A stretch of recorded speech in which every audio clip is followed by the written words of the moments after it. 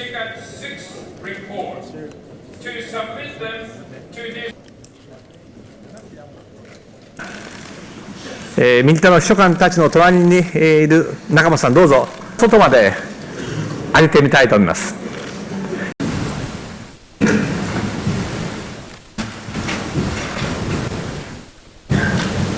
Documents, namely Yokohama, will contribute to a fruitful discussion.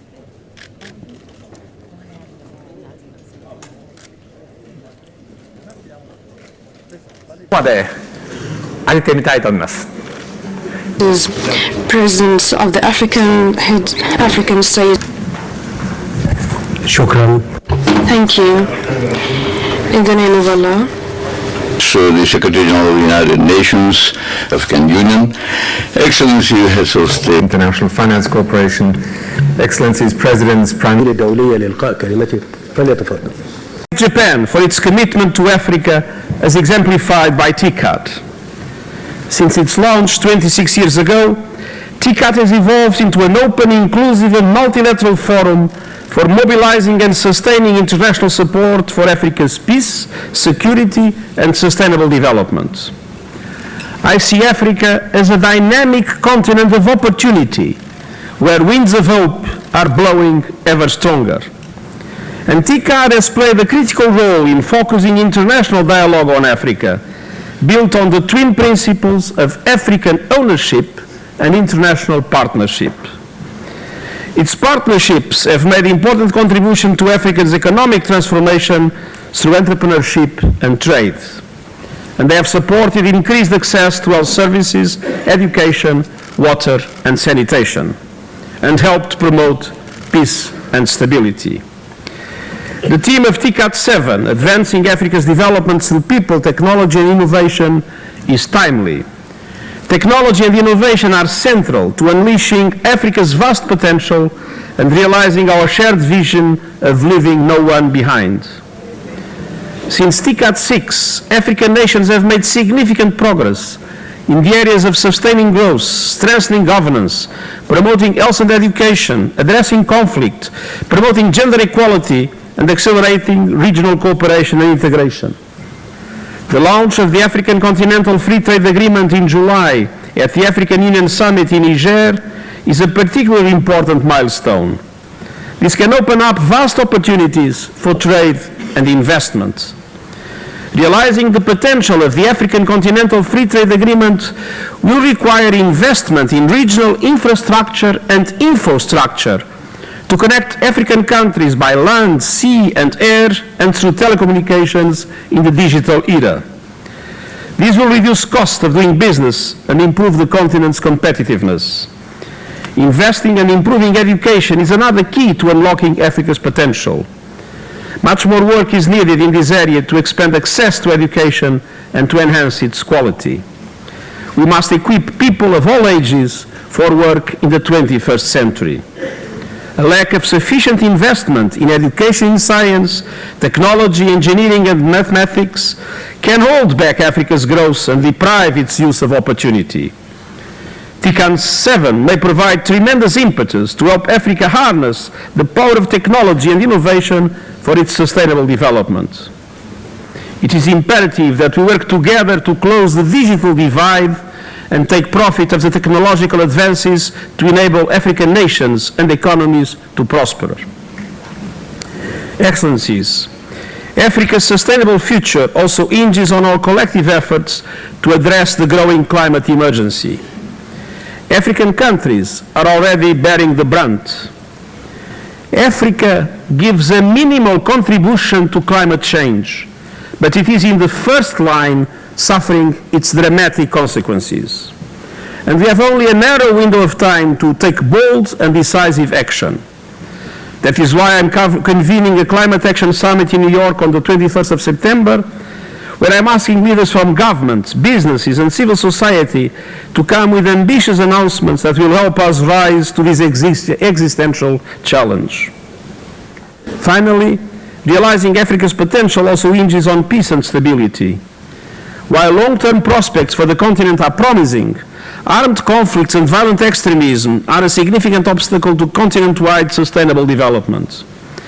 The issues are complex, but we must pay particular attention to the links between peace and security, development, good governance, inclusion, and building resilience to climate change. Africa needs peace for its development. And I call for enhanced partnerships in support of the African Union Silencing the Guns initiative. And I thank Japan for its generous support to the Triangular Partnership Project since 2015 through funding and the provision of trainers. So far, 330 uniformed engineers and 2,700 uniformed signals personnel have been trained and deployed to field missions, including the African Union mission in Somalia. Ladies and gentlemen, from day one as Secretary General, I've been determined to forge ever closer ties between the United Nations and Africa, and in particular, the African Union. And I'm pleased to say that there has been a quantum leap in our strategic cooperation with the African Union. We are today much better positioned to address shared challenges. Our two organizations are working closely together, not only on peace and security, but also on the implementation of the 2030 Agenda and Agenda 2063. The 2030 Agenda for Sustainable Development and the African Union Agenda 2063 are complementary and mutually supportive. And I welcome the Ticad 7 Yokohama Declaration and its implementation as a vital way of scaling up partnerships for peace and sustainable development in line with those two agendas. Our hope is that Ticad 7 will come up with innovative solutions in order to have large-scale training of our youth in these areas. The development perspective has speeded up by Africa. The heads of state have decided within the framework of its institutional reform to transform NEPAD into an executing agency of the African Union, and this agency will be accredited to execute the various programs and projects that will be adopted in the Yokohama Plan of Action 2019. In parallel to the institutional reform, the African Union has continued pursued its efforts in order to integrate the continent as well as the regions. The launching in July 2019 in Niamey, Niger, of the African Continental Free Trade Area is called upon to ask for a frank support of Ticad 7 in order to ensure the success of the Continental Free Trade Area. Despite all these and all the difficulties and conflicts that are there, resurgence of Ebola across the continent, which has forced even the World Health Organization to declare a World Health Emergency. In fact, the issues that are there, that whether intellectual and find solutions to these conflicts. The signing on 6 August of the agreement, a peace agreement in Mozambique with Renamo, is itself to be commended. This is a proof of that African problems can best be treated and dealt with by Africans themselves, and silencing the guns by 2020 is the theme of our next summit. The African Union has, in fact, placed itself in the operational trajectory of implementing all the programs and projects that are continental programs and projects, and also to meet the demands of the peoples of Africa.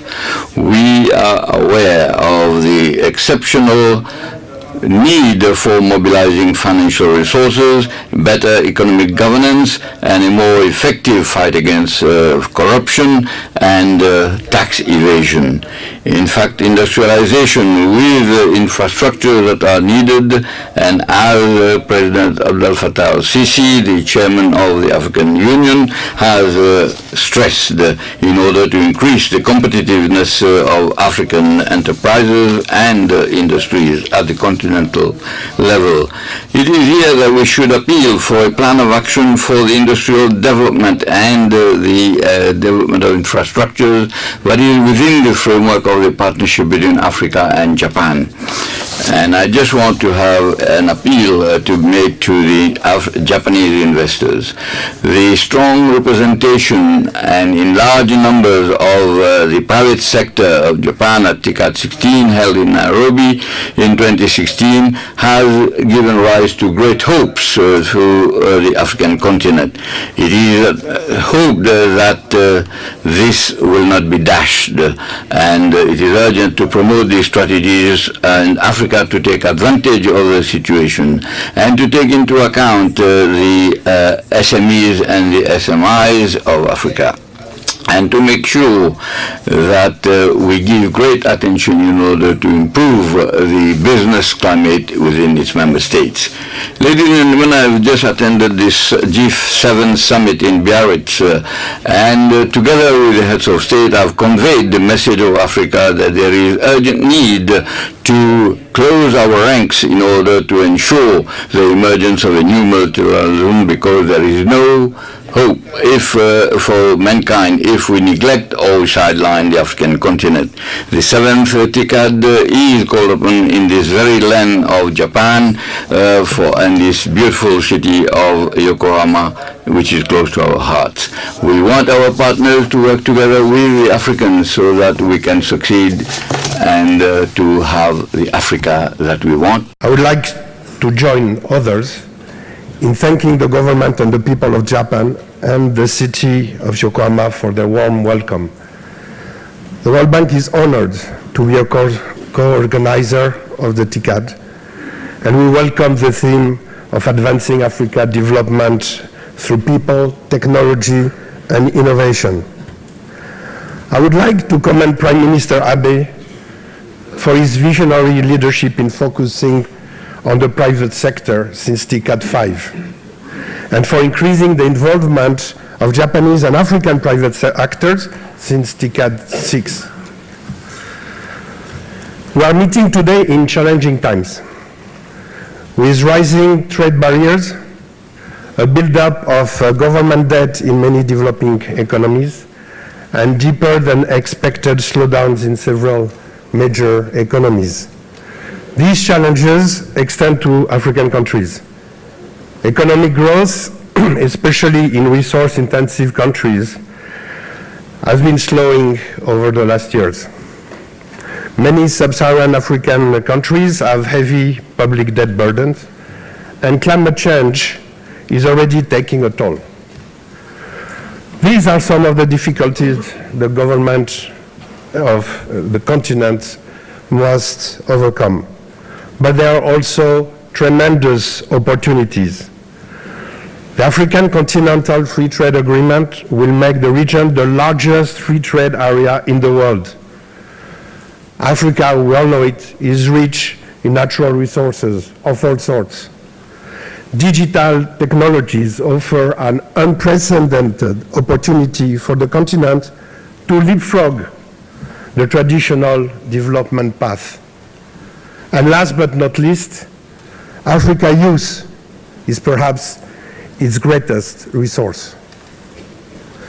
Taking advantage of these opportunities will create jobs. And we need jobs. To keep pace with the growing population, the continent needs about 20 million new jobs every year. Moreover, over 40% of Africa, 1.3 billion people, are under the age of 15. To paraphrase President Akufo-Addo of Ghana, African countries must act to ensure that this population constitutes a demographic dividend and not a demographic liability. At the Africa CEO Forum in Kigali this past March, President Kagame summed up in one word what must change. And this word is mindset. All of us, governments, development partners, and the private sector must change the way we think about the public and private sectors in economic growth and job creation. We need a new approach between public and private sectors to unlock Africa's potential. We need government to ensure sound macroeconomic management, debt transparency, and sustainability. We need legal and regulatory frameworks that provide an attractive and level playing field for companies.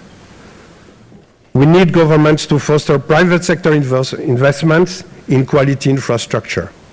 On the other hand, we need a private sector who sees more the great opportunity than the possible risk to do business in Africa. Together, the public and the private sector can literally ignite the continent's economy. At the World Bank Group, we are embracing this change of mindset. We are increasing our support to African governments to diversify their economies and implement pro-business reforms. We have developed a new approach called the Cascade, by which we pursue private sector solutions where possible, so that scarce public resources can be used where they are most needed. In fact, if you think about it, the World Bank Group is a de-risking machine.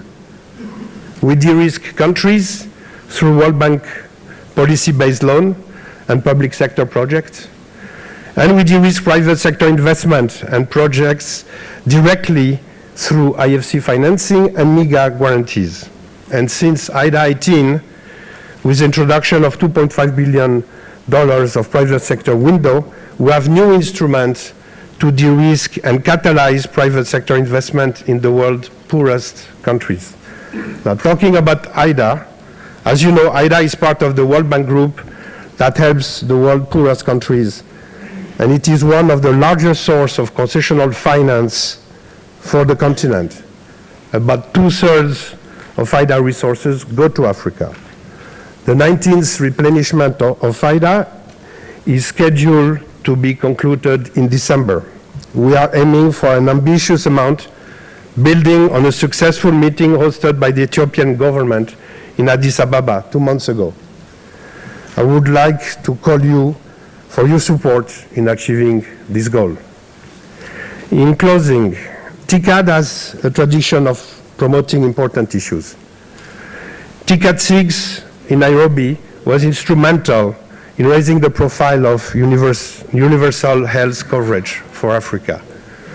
We hope that Ticad 7 will help strengthen the partnership between the public sector and the private sector to accelerate Africa's development. It was the 4th of October in 1993 when Ticad 1 took place, and it was indeed a very different era, and an era in which Japan's engagement with Africa and African nations took a new turn. As we look back over this period, it is also remarkable to reflect that Ticad 7 occurs in a very different world. There was no African Union. There was no African Continental Free Trade Agreement. There was indeed a perception of Africa as being marginal to global GDP, and very often Africa's economy is largely viewed as sources of natural resources, essentially an extractive relationship with the continent. It was also an era where a key topic of Ticad 7, science, technology, and innovation, would not have been associated with African nations, entrepreneurs, pioneers, and scientists, today often being also at the forefront of some of these innovations. So as we gather here in Yokohama, and Prime Minister Abe, under your leadership and under the generosity also of the people of Japan, I think the agenda that is emerging, the relationship between a nation such as Japan and the member states of the African Union is indeed a very different one.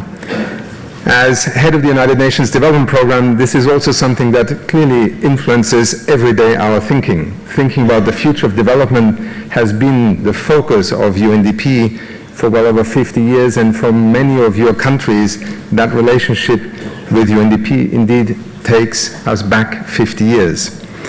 But as we look forward, I think it is a sense of excitement with which that engagement with Africa, and that also the theme of this Ticad 7 takes on a very different meaning. Integrated, innovative solutions are today springing up across the continent. President Kenyatta is here. I had the privilege of spending 10 years of my life watching development across the nation of Kenya, but also across the continent. Indeed, my development training is really one of a journey of learning through Africa's own experience. That very well-known platform called M-Pesa is often associated with digital technology, maybe with a technology innovation, but indeed what actually prompted the development of this remarkable experiment in financial inclusion was precisely the vision at the time of government, of the central bank governor, to allow something to happen that would allow financial inclusion, to change the way the financial system in Kenya would work. And I could go on with many examples. Renewable energy was nowhere on the agenda in Ticad 1 times. Today in Africa, again from Kenya with the largest wind farm, solar power in Morocco, in Egypt, President al-Sisi. I remember our discussions 4 or 5 years ago. Today, you are one of the leaders in terms of implementing renewable energy. The challenge of climate change and of biodiversity is often viewed as something that has a problem when you talk about Africa. It is very unfortunate that these perceptions continue. Few people across the world know that African nations are amongst the leading nations in the world who have actually dedicated their land and territory to the conservation of biodiversity at higher percentages than virtually most countries in most other parts of the world. This is the story of development in 2019, from technology to natural resources to governance to integrated development. So, as head of UNDP, as part of the Secretary General's reform of the UN development system, and also as a long-standing partner to Japan, and Japan's support to UNDP and through UNDP to many of your countries, it is a proud moment to see a different agenda emerging.